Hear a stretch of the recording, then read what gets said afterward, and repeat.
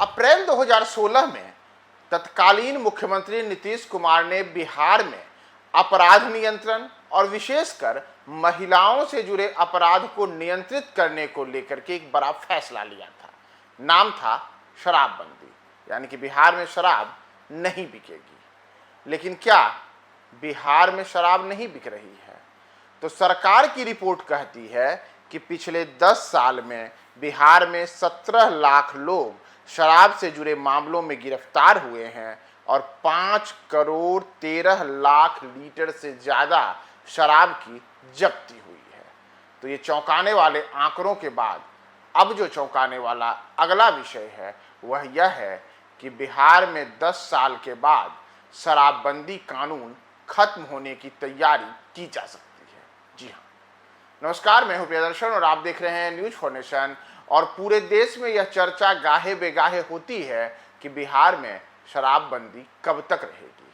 तो शराबबंदी कब तक रहेगी, इसे लेकर के अब जो एक ताज़ा रिपोर्ट है उस रिपोर्ट ने सरकार की चिंताएं बढ़ा दी है और चिंताएं इस कदर बढ़ी हैं कि संभव है आगे आने वाले समय में जल्द ही शराबबंदी की समीक्षा और शराबबंदी खत्म करने को लेकर के एक बड़ा फैसला आ सकता है। तो दरअसल यह रिपोर्ट है क्या? तो ये रिपोर्ट यह है कि बिहार में जो पिछले 10 वर्षों से शराबबंदी है, उसके बाद भी पिछले 10 साल में लगातार शराब तस्करी के मामले हो रहे हैं, लगातार लोग शराब पीते हुए मिल रहे हैं। और इतना ही नहीं, 10 साल में 17 लाख लोग गिरफ्तार हो चुके हैं और 5 करोड़ लीटर से ज़्यादा की शराब बरामद हो चुकी है। और इतना ही नहीं, इससे बिहार को बड़े स्तर पर राजस्व का भी जो नुकसान हो रहा है, यह सीधे सीधे बिहार की आर्थिक प्रगति के ऊपर एक बड़ा झटका है। तो इस झटके से उबारने के लिए बेहद जरूरी है कि बिहार में शराबबंदी को लेकर के कोई ठोस निर्णय पर पहुंचा जाए। तो दरअसल ये तमाम चीज़ें इसलिए हुई हैं क्योंकि बिहार में लागू पूर्ण शराबबंदी के करीब 1 दशक पूरा होने के बाद अभी की जो समीक्षा है, इसे लेकर के जो बहस तेज हुई है, यह बहस तेज हुई है national council of applied economics research यानी कि NCAER की हालिया अध्ययन रिपोर्ट में। राज्य में इसमें शराबबंदी खत्म कर नियंत्रित और कर आधारित शराब बिक्री व्यवस्था को बहाल करने की सिफारिश की गई है। इस रिपोर्ट में दावा किया गया है कि मौजूदा शराबबंदी न तो महिलाओं के खिलाफ अपराध को पूरी तरीके से नियंत्रित करने में सफल रहा है और न ही बिहार में जो सालाना राजस्व नुकसान है उस राजस्व नुकसान की भरपाई करने में शराबबंदी कहीं से भी सही रहा है। यहाँ तक कि शराबबंदी के कारण अगर देखा जाए तो बिहार में राजस्व नुकसान लगातार बढ़ भी रहा है और इसके लिए इस अध्ययन रिपोर्ट में कई किस्म के आंकड़े भी पेश किए गए हैं। तो दरअसल जो NCAER की यह रिपोर्ट है, जिसको पिछले सप्ताह ही इंडिया पॉलिसी फोरम में पेश की गई है, इसमें macro perspective of Bihar development achievements unfinished agenda and the way forward नाम के इस अध्ययन रिपोर्ट को अर्थशास्त्रियों की टीम ने तैयार किया है और इसका नेतृत्व रत्ना सहाय ने किया है। तो इसी रिपोर्ट में बिहार में शराबबंदी जारी रहने से राज्य के खजाने को हर साल भारी मात्रा में राजस्व नुकसान की ओर इशारा किया गया है। इसमें बताया गया है कि बिहार में जो शराबबंदी की है, इस कारण से करीब 14% तक राजस्व नुकसान हो रहा है। दरअसल अगर आप बिहार में कुल जो राजस्व संग्रहण है उसको अगर आप देखेंगे तो बिहार सरकार का सालाना राजस्व संग्रहण करीब 65,000 करोड़ रुपए के आसपास बताया जाता है। और ऐसे में जो राजस्व संग्रहण है उसमें 14 से 15% का ये सीधे सीधे नुकसान है। इसे आप ऐसे भी समझिए कि अगर अभी मौजूदा समय में जो शराबबंदी है तो शराबबंदी के कारण बिहार सरकार को जो कुल 100 रुपए की आमदनी होती है, वह आमदनी अगर शराबबंदी खत्म हो जाए तो बढ़ करके 115 रुपए हो सकता है, यानी कि एक बड़ा लाभ हो सकता है। इतना ही नहीं, पिछले कुछ समय में अगर अपराध के आंकड़ों को भी देखा जाए और विशेषकर शराब तस्करी और शराब पीने वाले लोगों के मामले को लेकर के, तो कई ऐसे मामले आए हैं जिसमें लगातार ऐसी खबरें आई कि शराब पीने के कारण, जहरीली शराब पीने के कारण लोगों की मौत हो गई, आंख की रोशनी चली गई, कई किस्म के बीमारियों से ग्रसित हो गए।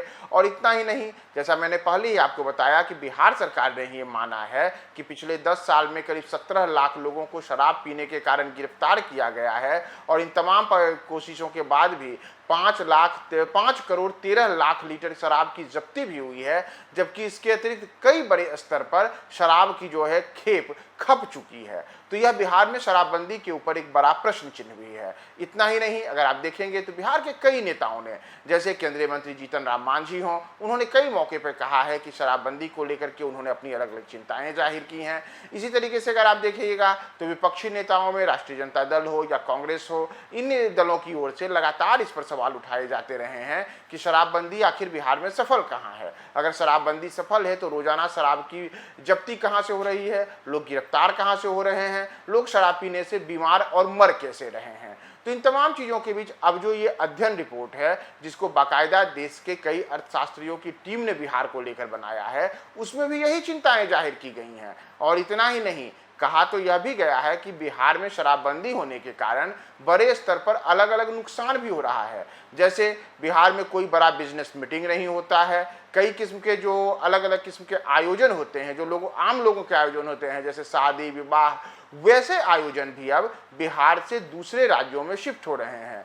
इसी तरीके से बिहार के जो आसपास के राज्य हैं, जैसे उत्तर प्रदेश है, झारखंड है, पश्चिम बंगाल है, तो इन राज्यों में हाल के वर्षों में धार्मिक पर्यटन बढ़ा है। और इस धार्मिक पर्यटन में बढ़ने के पीछे का एक बड़ा कारण है कि बिहार से बड़ी संख्या में लोग धार्मिक पर्यटन के लिए इन राज्यों में जाते हैं। और उसके पीछे का एक बड़ा कारण यह है कि वे धार्मिक पर्यटन के लिए जाते ही हैं, साथ ही साथ वहाँ शराब भी पीते हैं। जी हाँ, वे शराब भी पीते हैं। उनके लिए शराब पीने का एक बेहतर गंतव्य अलग अलग आयोजनों को करना, पिकनिक मनाना, पर्यटन करना, धार्मिक पर्यटन करना, ये तमाम चीज़ें होती हैं कि वो बिहार में नहीं पी सकते हैं तो बाहर जाके शादी विवाह का आयोजन कर सकते हैं, वहाँ पी सकते हैं, बिजनेस मीटिंग कर सकते हैं, वहाँ पी सकते हैं, घूमने पड़ने के बहाने दारू पी सकते हैं। तो इससे सीधा सीधा नुकसान बिहार को अलग अलग तरीके से हो रहा है कि पर्यटन भी मारा खा रहा है। इतना ही नहीं, बिहार में कई आयोजन नहीं हो रहे हैं, बिजनेस मीटिंग्स नहीं हो रहे हैं। तो इन सब के लिए बेहद जरूरी है कि शराबबंदी की समीक्षा कर करके शराबबंदी पर एक ठोस निर्णय लिया जाए कि आखिर यह शराबबंदी जब बिहार में न अपराध रोक पा रहा है, न तस्करी रुक रही है, न इस किस्म के बिजनेस को कोई फायदा हो रहा है, तो बिहार में कैसे शराबबंदी सफल है। यहाँ तक कि बिहार में निवेश को लेकर के भी जो बातें कही गई हैं, उसमें भी कहा गया है कि निवेश के दिशा में भी शराबबंदी एक बड़ा कारण है कि कई बाहर के लोग बिहार में इसलिए आना नहीं चाहते हैं क्योंकि उनके दैनिक जीवन का जो एक हिस्सा है वह शराब भी है। और उनको डर लगता है कि बिहार में अगर वे शराब पीते हुए पकड़ा जाएंगे तो उनके पूरे जीवन के ऊपर एक काला धब्बा लग जाएगा, वह भी किस लिए, शराब पीने के लिए।